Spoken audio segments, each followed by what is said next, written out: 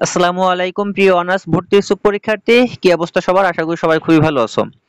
তোমাদের অনেকের ভিতরে একটা প্রশ্ন ছিল, ভাইয়া আমাদের অনার্স ভর্তির দ্বিতীয় মেধা তালিকা কবে প্রকাশ করা হবে, বা আমরা যারা ভর্তির সময় মাইগ্রেশন অন করছি তাদের যে এই মাইগ্রেশনের রেজাল্টটা সেই রেজাল্ট কবে প্রকাশ করা হবে। তো তোমাদের আমি একটা কথা বলছিলাম যে দুইটা রেজাল্টই আমাদের একসাথে প্রকাশ করা হবে।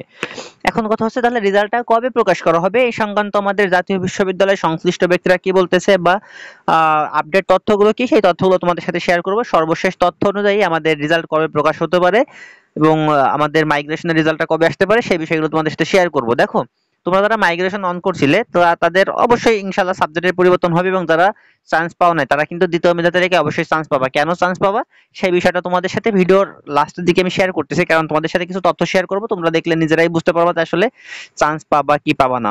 এখন দেখো, আমাদের এইখানটায় জাতীয় বিশ্ববিদ্যালয়ের সংশ্লিষ্ট ব্যক্তিরা কি বলছে রেজাল্ট সম্পর্কে সেই ব্যাপারটা তোমাদের সাথে শেয়ার করি। দেখো, এখানটায় একটা নিউজ প্রকাশ করা হয়েছে, নিউজটা অনেক আগেই প্রকাশ করা হয়েছে। নিউজটা প্রকাশ হওয়ার সাথে সাথে আমার চ্যানেলের কমিউনিটি পোস্টে একটা পোস্ট করছিলাম, তোমরা অনেকেই পোস্টটা দেখো নাই, আমাকে ইনবক্সে নক করতেছে, তারপরে ভাবলাম যে আমি ভিডিওটা তৈরি করি। আমি একটু সমস্যার কারণে সাথে সাথে ভিডিও বানাইতে পারি নাই, কিন্তু পোস্ট করে দিয়েছিলাম। দেখো, এখানটা আমাদের বলা হয়েছে জাতীয় বিশ্ববিদ্যালয়ের 24-25 শিক্ষাবর্ষের প্রথম বর্ষ স্নাতক সম্মান ভর্তির কার্যক্রম প্রথম মেধা তালিকায় ভর্তি ইচ্ছুক পরীক্ষার্থীদের বিষয় পরিবর্তন ও দ্বিতীয় মেধা তালিকা আগামী 23 থেকে 24 জুলাইয়ের মধ্যে প্রকাশ করা হবে। রবিবার 20 জুলাই দ্য ডেইলি ক্যাম্পাসকে বিষয়টি নিশ্চিত করেছে ভারপ্রাপ্ত ডিন মোহাম্মদ আশেক কবির চৌধুরী। তার মানে এইখান থেকে আমরা যে জিনিসটা বুঝতে পারলাম, আমরা এখন যখন ভিডিওটা তৈরি করছি আজকে হচ্ছে আমাদের 21 তারিখ, তার মানে আমাদের মানে 22 তারিখ, তার মানে ভিডিওটা আমরা কিন্তু কালকে অথবা পরশুদিনকে আমাদের কিন্তু এই যে রেজাল্ট আছে সেই রেজাল্টটা প্রকাশিত হয়ে যাবে। তার মানে রেজাল্টের যে তারিখ সেই তারিখ নিয়ে আমাদের ভিতরে এখন আর মনে হয় না কারো কোনো সমস্যা আছে।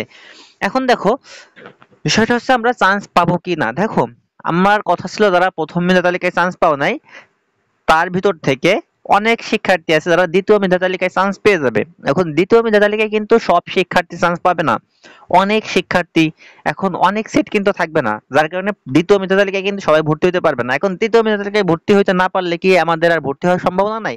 অবশ্যই আছে। তৃতীয় নম্বরে আমাদের আরেকটা মেধা তালিকা প্রকাশ করা হবে, ইনশাল্লাহ আমরা সেই মেধা তালিকায় কিন্তু ভর্তি হতে পারবো। এখন সেইখানটায় কিন্তু একদম 100% শিক্ষার্থী পাশ করা, 100% শিক্ষার্থী সবাই ভর্তি হতে পারবে না।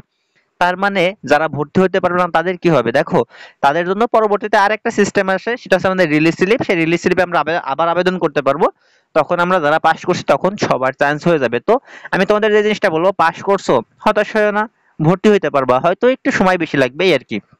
এখন যারা ভর্তি হচ্ছে তার 2 মাস পরে হয়তো তোমার ভর্তি হইতে হবে এই আর কি, এছাড়া আর কোনো পার্থক্যটা নেই, সবাই ভর্তি হইতে পারবা। হ্যাঁ, সমস্যা একটু হইতে পারে যে তোমার এখন যেই কলেজটা পছন্দের কলেজ, হয়তো মাইগ্রেশন তোমার সেই পছন্দের কলেজটা না পেতে পারো, অথবা পছন্দের কলেজ পেলে পছন্দের সাবজেক্টটা না পেতে পারো। এরকম টুকটাক সমস্যা তোমাদের মেনে নিতেই হবে। এমনকি এই যে প্রথম মেধা তালিকায়, দ্বিতীয় মেধা তালিকায় বা তৃতীয় মেধা তালিকায় যারা স্থান পাবে বা প্রথম মেধা তালিকায় যারা পাইছে তারাও কিন্তু ওই যে পছন্দের সাবজেক্টটা পায় নাই, মাইগ্রেশনের মাধ্যমে তারা কিন্তু এই কার্যক্রমগুলো চালাইতে পারবে। তো আশা করি ব্যাপারগুলো তোমাদের বুঝাইতে পারছি। আমি আবারও তোমাদের যে জিনিসটা বলবো যে হতাশ হয়েও না, হতাশ না হয়ে অপেক্ষা করো, ইনশাল্লাহ তোমাদের জন্য ভালো কিছুই অপেক্ষা করতেছে, ইনশাল্লাহ ভালো কিছুই হবে। দেখা হচ্ছে পরবর্তী ভিডিওতে, তত সময় পর্যন্ত ভালো থাকো, সুস্থ থাকো, টাটা বাই বাই, আসসালামু আলাইকুম।